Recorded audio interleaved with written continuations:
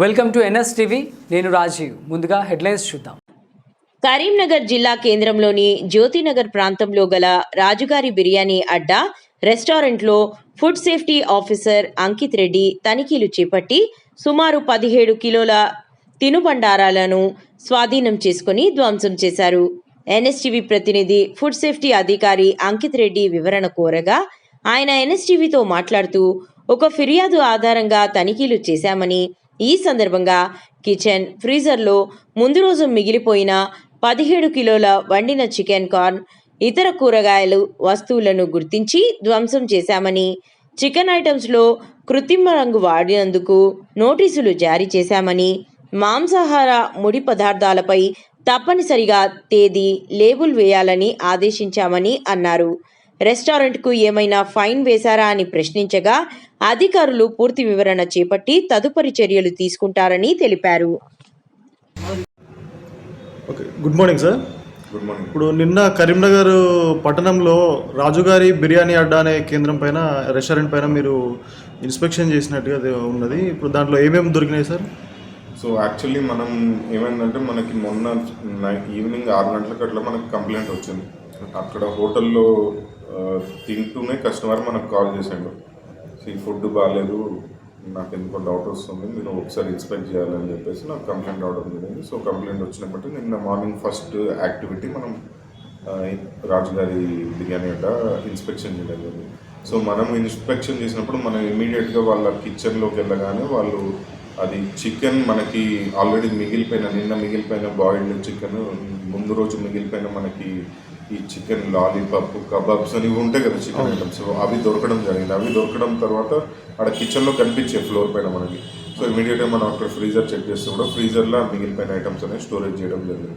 So ఆ storage చేయడం జరిగింది. సో దాన్ని ఏంటంటే మొత్తం అట్లా ఉన్న స్టోరేజ్ ఐటమ్స్, దాంతోపాటు కొంచెం బాయిల్డ్ కార్న్ అని, తర్వాత కొన్ని వెజిటేబుల్ ఐటమ్స్ అని, పొటాటో, అది ఇది, ఆలుగడ్డ, అట్లా మనకు కనిపిస్తే అవన్నీ తీసుకుని అది మొత్తం అక్కడ వెయింగ్ మెషిన్ ఉంటే వెయిట్లో చూస్తే ఆల్మోస్ట్ 17 కిలోల మనకి అట్లా సామాన్ దొరికింది. సో ఇమీడియట్గా ఆ 17 కిలోల సామాన్ అనేది మనం ఇమీడియట్గా డిస్కార్డ్ చేయడం జరిగింది. తర్వాత ఆ కబాబ్ కలర్స్ అవన్నీ చూసి డౌట్ వచ్చింది, అది రెడ్ కలర్, అది జనరల్లీ మనం కారం వాడితే అంత రెడ్ కలర్ అనేది రాదు. సో దాన్ని వాళ్ళనే అడిగినాను నేను, మీరు ఏం కలర్ వాడతారు, ఏం బ్రాండ్ వాడతారు అని. సో ఆ విధంగా క్వశ్చన్ చేస్తే వాళ్ళు పలానా బ్రాండ్ పలానా కలర్ వాడుతున్నాను వాళ్ళే ఒప్పుకోవడం జరిగింది.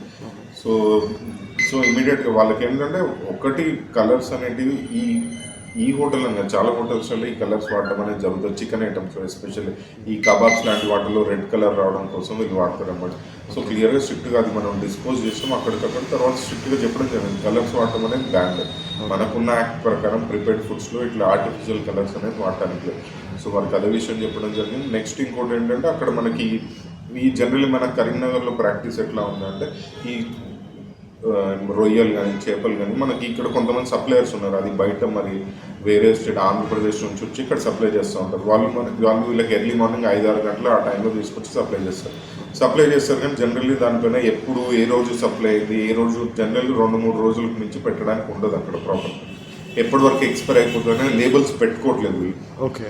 సో అట్లా ప్రస్తుతం ఈ రాజుగారి బిర్యానీ అడ్డా అని కాదు, ఏ హోటల్ వాళ్ళైనా ఆ లేబుల్స్ అనేది కంపల్సరీ పెట్టుకోండి. ఏ రోజు వచ్చింది మీ దగ్గరికి, ఎన్ని రోజులు అది ఉంటుంది వ్యాలిడిటీ, తర్వాత ఎప్పుడు డిస్కట్ చేయాలని. దాంతో మాకు క్లారిటీ వస్తుంది, మీరు ఎప్పుడు తెప్పించిందని తినే కస్టమర్స్ కూడా ఒక నమ్మకం పెరుగుతుంది. మీరు అవేం పెట్టుకోకుండా రేపు పొద్దున నేను కాకపోయినా ఇంకొక ఆఫీసర్ ఎవరైనా వచ్చి అవన్నీ సీజ్ చేసి అవన్నీ డిస్కట్ చేసినా మీరు క్వశ్చన్ చేయడానికి ఉండదు, ఎందుకంటే అది మీ నుంచి ల్యాప్సెస్ ఉన్నాయి. ఓకే. సో ఫర్దర్ ఇవి కాకుండా వాళ్ళు అక్కడ ఉన్న స్టాఫ్ కానీ వాళ్ళు యూనిఫామ్స్ టైప్లో అంటే కంపల్సరీ వాళ్ళు హెడ్కి అది నెట్ అనేది పెట్టుకోవాలి. సో ఎవరైతే కుకింగ్ చేస్తున్నారో వాళ్ళు కూడా కంపల్సరీ పాటించాలి. సో అట్లా అవి ఏవైతే డివియేషన్స్ ఉన్నాయో అవన్నీ వాళ్ళకి ఓవరాల్గా మనం చెప్పి ఎక్కడెక్కడ చేంజెస్ చేసుకోవాలి, ఏం చేసుకోవాలని వాళ్ళు క్లియర్గా ఇన్ఫార్మ్ చేయడం జరిగింది. మనం వాళ్ళకి ఏమైనా నోటీసులు ఏమైనా జారీ చేశారు సార్? ఏమైనా ఫైన్ అంటే మనం వెళ్ళగానే పంచనామా చేసాం సార్. పంచనామాలో మొత్తం ఏదైతే మనం ఐడెంటిఫై చేసామో మిస్టేక్స్, ఏదైతే వైలేషన్స్ ఉన్నాయో అన్ని మెన్షన్ చేసి క్లియర్గా వాళ్ళకి ఈచ్ పాయింట్ ఎక్స్ప్లెయిన్ చేసి వాళ్ళతో సిగ్నేచర్స్ తీసుకోవడం జరిగింది. అది కాకుండా ఇంకా వేరే చిన్న పాయింట్స్ ఏదైనా అవి కూడా వాళ్ళకి క్లియర్గా ఎక్స్ప్లెయిన్ చేయడం జరిగింది సార్. అంటే వీరి మీద మళ్ళీ ఏమైనా చర్యలు తీసుకోపోతారా సార్? చర్యలు అంటే ఇప్పుడు ఆల్రెడీ వాళ్ళకి ఆల్రెడీ మనం ఏదైతే ఐటమ్స్ మనకు దొరికినాయో అవన్నీ మనం డిస్కార్డ్ చేసినాం. ఫర్దర్గా ఆయిల్ క్వాలిటీ అన్ని చెక్ చేసినాం. సో ఇదేంటంటే ఇది ఒక మనకి ఇప్పుడు దొరికింది, but so so further action అంటే మనం మొన్న యాక్షన్ ఆల్రెడీ నేను యాక్షన్ తీసుకోవడం జరిగింది, వాళ్ళకి నోటీస్ ఏదైతే చేంజెస్ ఉన్నాయో ఏం చేసుకోవడం చెప్పడం జరిగింది. ఇంకొకటి ఏంటంటే అంటే నాకు మా పై అధికారుల నుంచి వచ్చిన ఆదేశాలను బట్టి ఒకటి ఏంటంటే మల్టిపుల్ టైమ్స్ ఈ వైలేషన్స్ 2 సార్లు 3 సార్లు ఇదే వైలేషన్స్ చెప్పినా కూడా పద్ధతి మార్చుకోకుండా ఇట్లనే కంటిన్యూ అయితే లైసెన్స్ అనేది సస్పెండ్ చేయడం జరుగుతుంది. ఇది మొదటిసారి కాబట్టి వార్నింగ్తో వదిలేదు సార్, ఏం ఫైన్ కూడా ఏమీ వేయలేదా సార్? ఫైన్ కూడా అంటే ప్రస్తుతానికి ఇంకా ప్రాసెస్ మొదలు పెట్టలేదు. ఓకే.